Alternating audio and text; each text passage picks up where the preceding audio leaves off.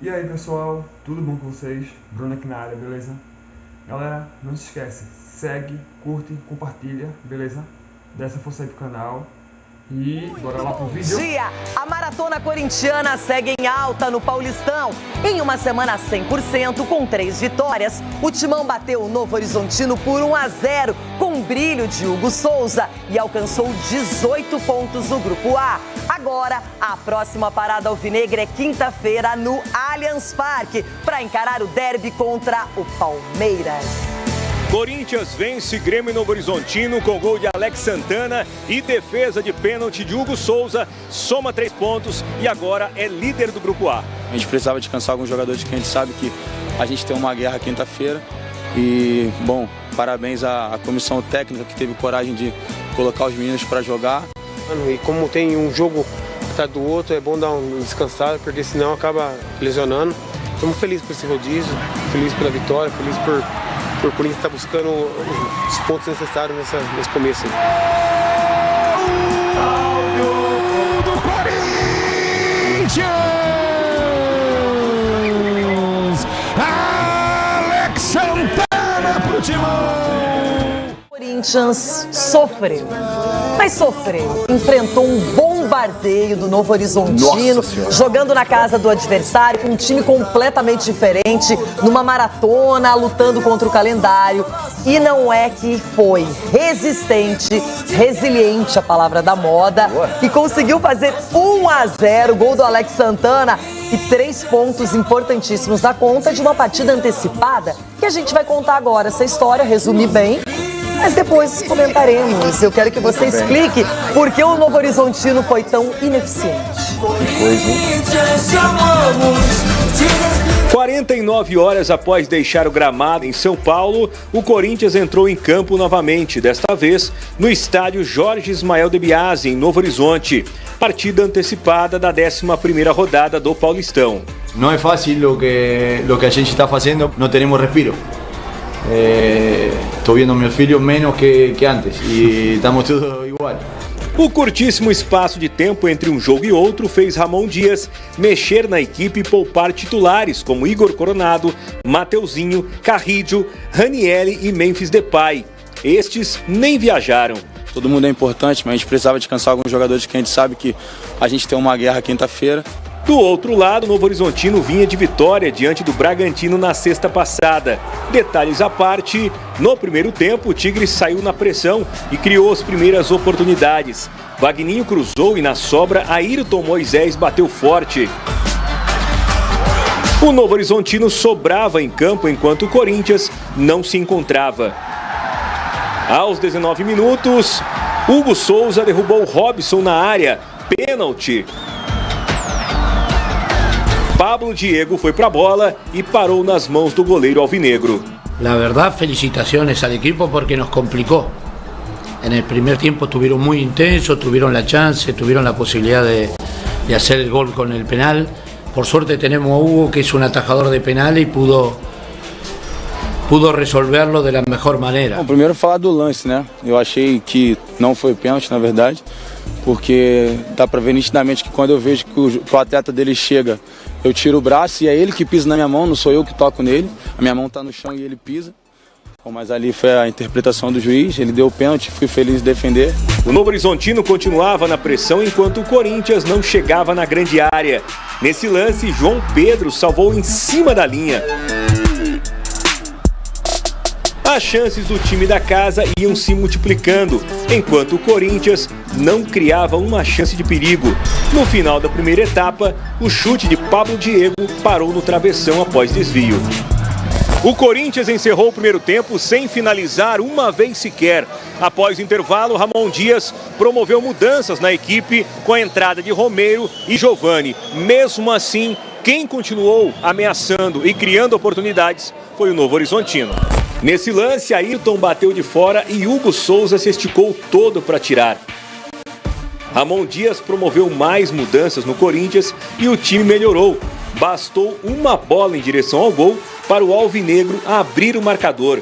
Escanteio de Matheus Bidu, saída errada de Jordi, a bola sobrou para Giovani, que dominou, levantou na área para Alex Santana marcar o segundo dele na temporada.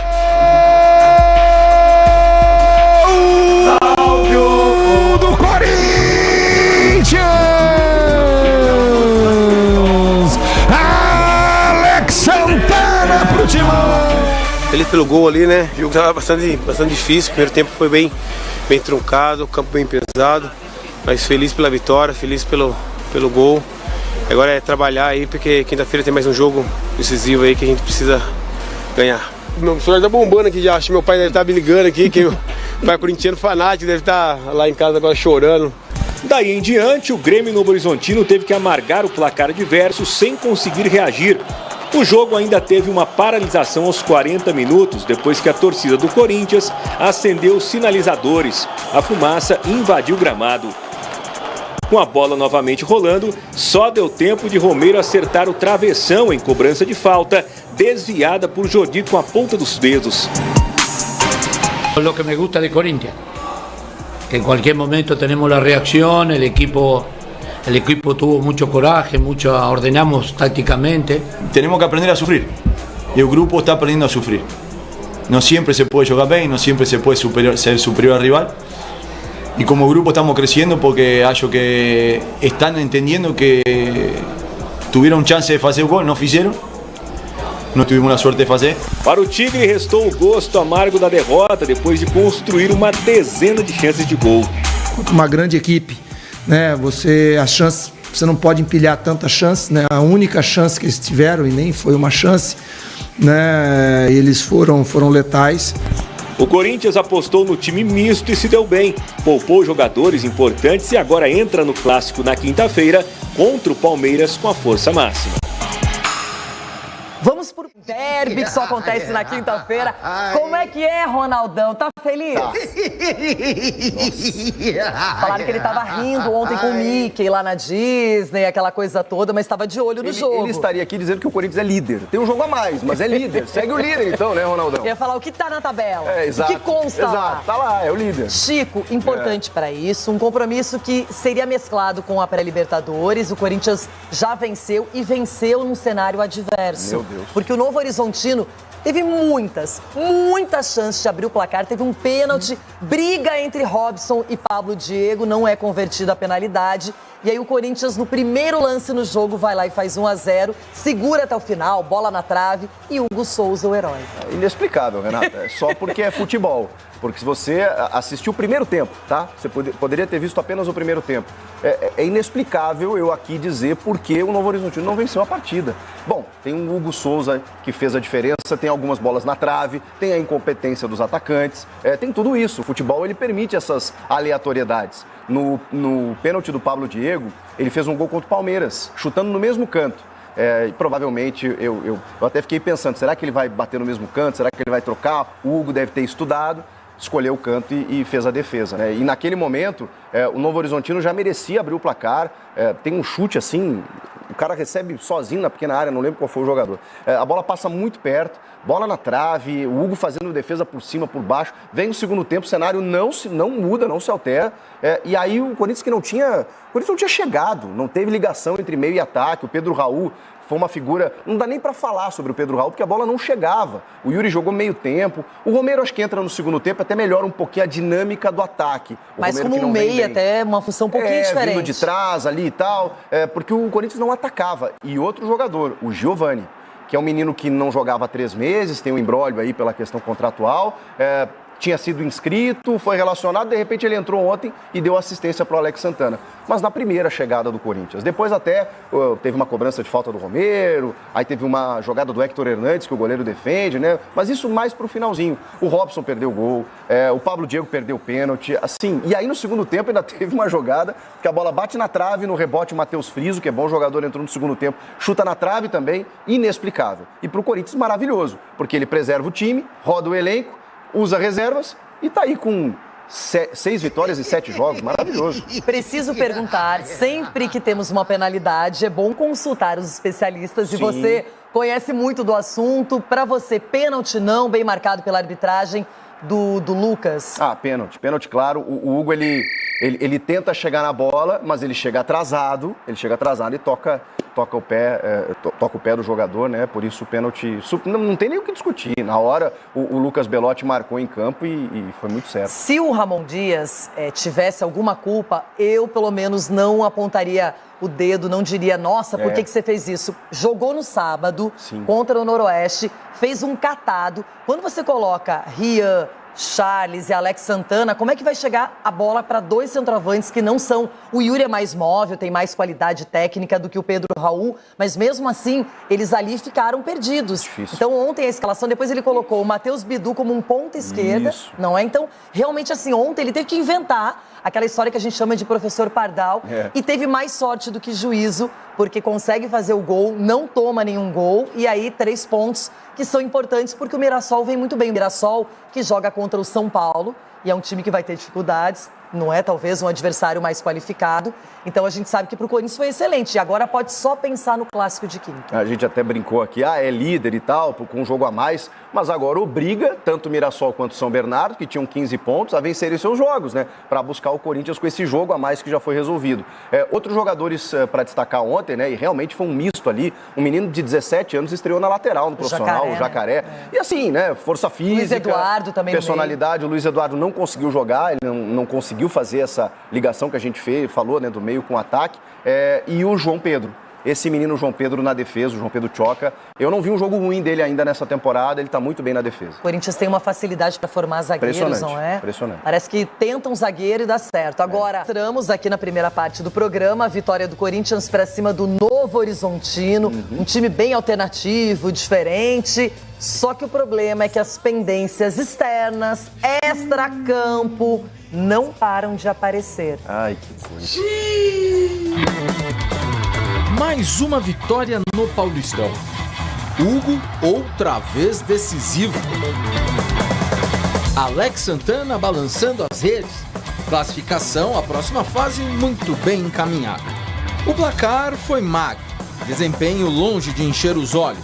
Novo Horizontino é bom time, quase subiu a Série A do Brasileiro. E o calendário, bom, é sempre o calendário. No es fácil lo que a gente está haciendo porque jugar en 48 horas, llevamos, ¿cuánto? 6 partidos ganados. 6 ganados y 1 perdido. Acho que hay que valorizar mucho lo del grupo, de todos, tanto de grupo de jogadores como el staff, porque no tenemos respiro. O confronto de ontem foi adiantado. Tem fase preliminar da Libertadores para o Timão. E nesta quinta-feira, senhoras e senhores, tem um joguinho aí. Sí, es un partido importantísimo, es un clásico, donde existe una rivalidad muy grande. Nosotros ya hace 7 meses que estamos acá y sabemos la rivalidad que existe de parte nuestra y de parte de ellos. Y seguramente los dos equipos se van a preparar para principalmente dar um bom espetáculo. E o primeiro derby de 2025 será fora de casa, hein? Dentro das 4 linhas, tudo nos conformes, digamos assim, neste início de temporada. Porém, fora de campo, apareceu mais um problema envolvendo a situação financeira do clube. A FIFA condenou o Corinthians a pagar 9 milhões e 400 mil dólares, algo em torno de 55 milhões de reais, pelas transferências de Rodrigo Garro e Félix Torres. As ações foram movidas por Tajeres, da Argentina, e Santos Laguna, do México, respectivamente. Estas decisões são de setembro e outubro do ano passado, mas só foram divulgadas agora. Em notas, o clube explicou as situações. No caso argentino, foi adquirido 80% dos direitos econômicos do jogador. No pagamento da primeira parcela, o Timão descontou os impostos referentes a transações internacionais. O Tajeres não concordou. Pleiteou a diferença e ainda cobrou multa e o pagamento antecipado das parcelas restantes. A FIFA decidiu a favor do clube argentino. A história com os mexicanos é referente ao atraso da segunda parcela da compra de 80% dos direitos de Félix Torres.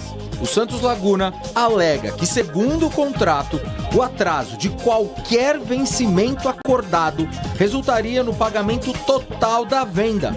E a FIFA também deu ok a isso. O não cumprimento das decisões em 45 dias implicará em um transfer ban, aquela proibição do registro de novos jogadores. Mas o Corinthians recorreu ao Tribunal Arbitral do Esporte e, por isso, ainda não haverá nenhum tipo de punição. Mais problemas para o presidente Augusto Melo resolver. Já não chega a ter organizado o time, tem a questão do impeachment e muitas dívidas trabalhistas, muitos empresários também cobrando comissões atrasadas.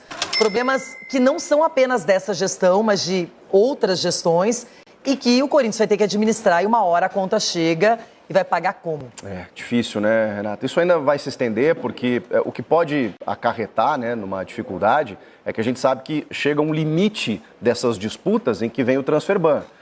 E aí você não é que não consiga contratar, você não consegue inscrever jogadores. Quando você não está na janela, beleza, mas tem que resolver, né? O Corinthians até emitiu notas ontem a respeito do Rodrigo Garro e do Félix Torres, dizendo que está tudo dentro do acordo. Agora, existe uma divergência. Se os presidentes dos clubes estão cobrando publicamente, estão acionando a FIFA, e se a FIFA está dando valor para os clubes, tem algo errado. E aí o Corinthians está indo no CAS, né, que é a Corte Arbitral do Esporte, para tentar, enfim, provar que ele está com a razão. Isso vai se estender. Por enquanto, não vai ter problema. Agora, se ali na frente vier um transfer ban, aí implica um efeito prático totalmente negativo para o clube, né? Inviabiliza muita pessoal, coisa. depois de muito sofrimento, o Timão conseguiu a vitória, né, pessoal, contra o Novo Horizontino. E foi uma vitória sofrida, galera. Foi uma vitória realmente sofrida, porque o Corinthians estava apagado durante todo o jogo. Apenas o Novo Horizontino estava atacando.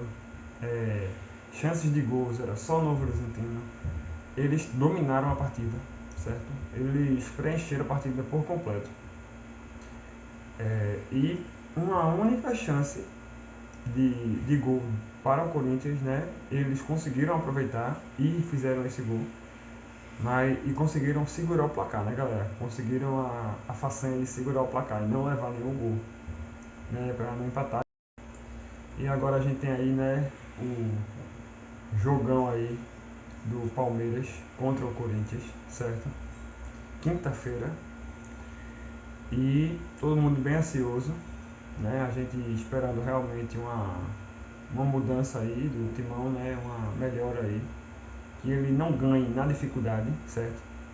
Que ele não sofra no jogo, que ele realmente entre em campo, que realmente mostre o futebol do Timão, certo? O futebol do Corinthians, que a gente sabe que é um futebol de qualidade, galera. E a gente espera realmente que ele realmente mostre isso a gente e lave a alma do torcedor contra o São Paulo, né, pessoal? Que limpe, né, a honra, né, do torcedor e do próprio time, né, pessoal? E agora a gente aí viu agora uma nova bronca, né? Mais dívidas aparecendo aí para Augusto Melo resolver, né? Já não basta as dívidas deixadas pelo clube antes da sua posse, as dívidas na sua gestão, mais uma dívida, né, pessoal? 9 milhões, se eu não me engano. E, pessoal, o negócio tá complicado, viu? O negócio tá realmente difícil. A gente torce aí para eles conseguirem, né, pessoal, resolver isso, para eles conseguirem arcar com isso e conseguir contornar e não ficar e não degrenir mais o clube, né, pessoal? Não baixar mais, né, a moral do time, né, pessoal? E é isso, galera, a gente chega por aqui, certo? Não se esquece, segue, curte, compartilha, beleza? Dá essa força aí pro canal e vídeos novos todos os dias, certo? E até a próxima.